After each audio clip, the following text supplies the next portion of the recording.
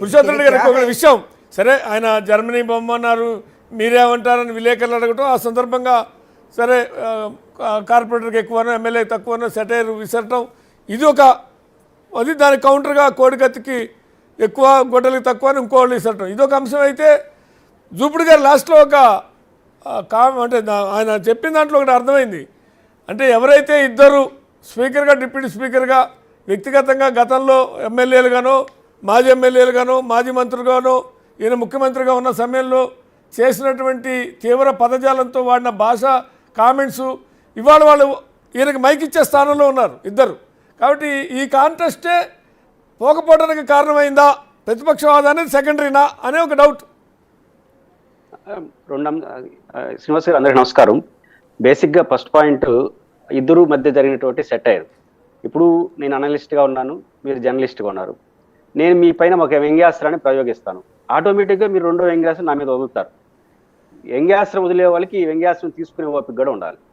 అది మన ఇద్దరు ఓపిక, అది ఇంకా మూడో వ్యక్తికి సంబంధం లేని విషయం. కాబట్టి పవన్ కళ్యాణ్ గారు వ్యంగ్యాస్త్రాలు జగన్ గారి మీద వదిలారు, జగన్ గారు వ్యంగ్యాస్త్రాలు ఉండాలి. వాళ్ళిద్దరు ఓపిక ఎంత వదులుకుంటారు, ఎంత తీసుకుంటారని సమాజం ఎంత చూస్తుంది అనేది. ఎందుకంటే నేను మొన్న సభలో చూశాను, కడప ఎమ్మెల్యే మాధవరెడ్డి గారు ఎక్కడ పులివెందుల ఎమ్మెల్యే అని అడుగుతుంది. ఈజ్ ఏ పులివెందుల ఎమ్మెల్యే వాస్తవమే, but is a leader of opposition కాకపోవచ్చు, కానీ YSR Congress party floor leader. Pulivendula ఎమ్మెల్యేలో లాజిక్ ఏంటంటే ఎటకారం. ఆయన స్థాయిలో ఆమె ఎటకారం చేసింది, వీళ్ళ స్థాయిలో వీళ్ళు ఎటకారం చేస్తున్నారు. ఈ ఎటకారాలకు ముగింపు ఎక్కడ ఉంటుంది చెప్పండి? అంటే ఎవరు ఓపిక వాళ్ళు వదిలేయడం తప్ప మనం చేయగలిగింది ఏమీ లేదు. రెండో పాయింట్ ఏంటంటే, దూపుడు ప్రభాకర్ గారు మాట్లాడిన దాంట్లో కానీ జగన్ గారి లైన్లో కానీ నాకు అర్థమైనంత మేరకు వాళ్ళు రాజకీయంగానే చూడాలనుకుంటున్నారు. ఎవరి వ్యూహం వాళ్ళదే.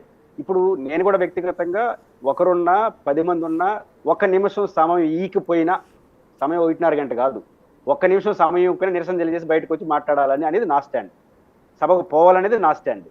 బట్ వాళ్ళు నిర్ణయం తీసుకున్నారు. అల్టిమేట్గా రాజకీయాల్లో శ్రీనివాస్ గారు సక్సెస్ ఫెయిల్యూరే తప్ప మిగతా విషయాలు ఏం పనిచేయవు.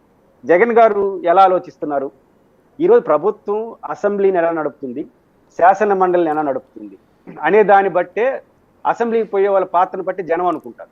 మీలాంటి వాళ్ళు, నాలాంటి వాళ్ళు, పౌర సమాజంలో బాధ్యతగా ఉండేవాళ్ళు ఏమి ఎవరు అనుకున్నా సభ్యుడిగా ఎన్నికైన తర్వాత పోయి తీరాలి అనేది మన స్టాండ్. ప్రజలు ఏమనుకుంటారో పక్కన పెడదాం. బట్ ఇక్కడ జరుగుతుంది ఏంటంటే, నేను లాస్ట్ డిబేట్ కూడా చెప్పాను, ప్రభుత్వం అసెంబ్లీని అర్థవంతంగా కానీ నడపగలిగితే జగన్మోహన్ రెడ్డి గారు ప్రజల్లో ఐసోలేట్ అవుతారు, సభకు పోవడం తప్పని ప్రజలు అనుకుంటారు.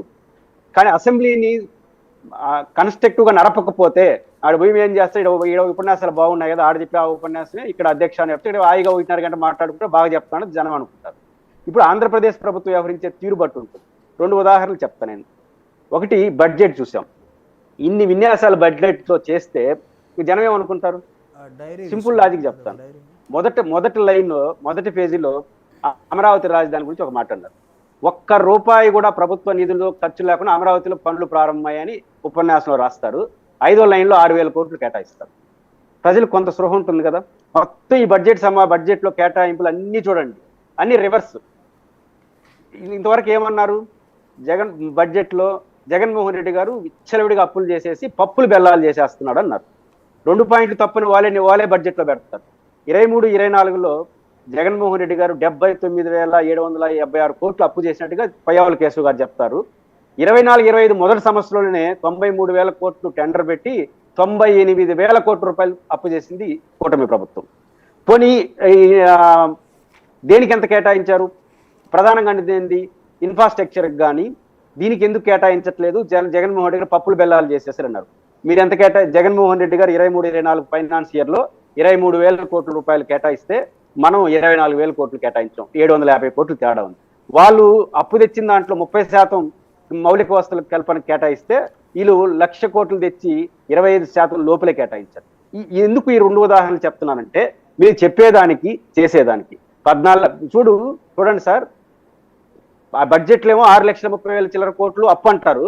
అదే శాసనసభలో మంత్రులు ఉపన్యాసాల్లో 10 లక్షల కోట్లు ఈ రోజు అసెంబ్లీలో మాట్లాడు, బయట 14 లక్షల కోట్లు అంటారు. చులకన అవుతుందా? ప్రజలు ఏమనుకుంటారు? ఇట్లాంటి అసెంబ్లీ పోతే ఏం పోనే అభిప్రాయం వస్తుందా రాదా? ఈరోజు శాసన మండలి చివరి అంశం ఒకటి చెప్తాను. ఎందుకు జగన్మోహన్ రెడ్డి గారు పోకపోయినా ఏమీ కాదని నిర్ణయానికి వస్తున్నాడంటే నేను సమర్థించను. బట్ ఎందుకు వస్తుంటే అల్టిమేట్గా రాజకీయ నాయకుడు ఏం ఆశిస్తాడు? రేపు జనం ఏమనుకుంటారు? ఓట్లు వేస్తారా లేదా? జగన్మోహన్ రెడ్డి అసెంబ్లీకి పోకపోతే అది నెగిటివ్ అవుతుందని భయం వైసీపీకి ఉంటే జూపుడన్న ఎన్ని చెప్పినా ఖచ్చితంగా అసెంబ్లీకి పోతారు. పోకపోయినా పర్వాలేదని అభిప్రాయం జనంకి వచ్చేసారు అనుకోండి, పెద్ద ఇబ్బంది ఉండదు. Right. పోక ఎప్పుడు వస్తారు అభిప్రాయానికి? చివరికి ఒక మాట చెప్తాను. ఈరోజు శాసన మండలిలో ప్రభుత్వం ఎంత డిఫెన్స్ పాలిటిక్స్ నడుస్తుందండి. ఆర్కే రోజా గారికి సంబంధించి ఒక డిబేట్. ఏంటి ఆ సబ్జెక్ట్ అంటే, ఆమెను ఎందుకు ఇంకా అరెస్ట్ చేయలేదు, ఆమె ఎందుకు చేయలేదని. మంత్రి గారు ఏం సమాధానం చెప్తారో చెప్తే శ్రీనివాస్ గారు, అట్లాంటి ప్రశ్న ఉత్పన్నం కాదు. విచారణ ఏమైనా చేశారా? అలాంటి ప్రశ్న ఉత్పన్నం కాదు. ఏమైనా తప్పులు కనపడ్డాయా? అట్లాంటి ప్రశ్న ఉత్పన్నం కాదు. తప్పులు ఏమీ కనపడలేదు, విచారణ చేయాల్సిన అవసరం లేదని మంత్రి రిటర్న్ గా సమాధానం చెప్తాడు. మళ్ళీ అదే పార్టీ శాసనసభ్యులు ఆమె అవినీతి చేసిందని మాట్లాడి చర్యలు తీసుకోమంటారు. ఓకే, 45 రోజులు విచారణ చేస్తున్నట్టారు. ఇంత దారుణంగా సభను నడిపితే, సభలో ప్రవర్తిస్తే అధికార పార్టీ మీద నెగిటివ్ వస్తుంది. దాన్ని జగన్మోహన్ రెడ్డి అడ్వాంటేజ్ తీసుకోదలుచుకున్నారు. చివరిగా మీరు చెప్పిన పాయింట్ ఏంటంటే, ఆ స్పీకర్ ఉపసభాపతి అనేది రికార్డుగా ఒప్పుకున్నా ఒప్పుకోకపోయినా ఆ ఫీలింగ్ అయితే జగన్ గారిలో కానీ వైసీపీ శ్రేణుల్లో ఉందని నేను కూడా నమ్ముతున్నాను.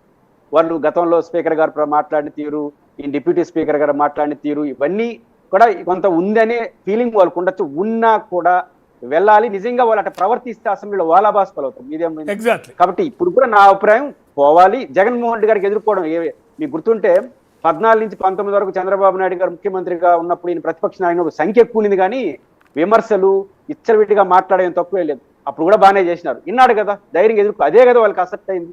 కాబట్టి ఇప్పుడు కూడా అదే మోడల్ పాటించాలనేదే అంతిమంగా నా అభిప్రాయం. రైట్. గఫూర్ గారు, ఇక్కడ ఒక అంశం పురుషోత్తం రెడ్డి గారు లేవనెత్తారు. అంటే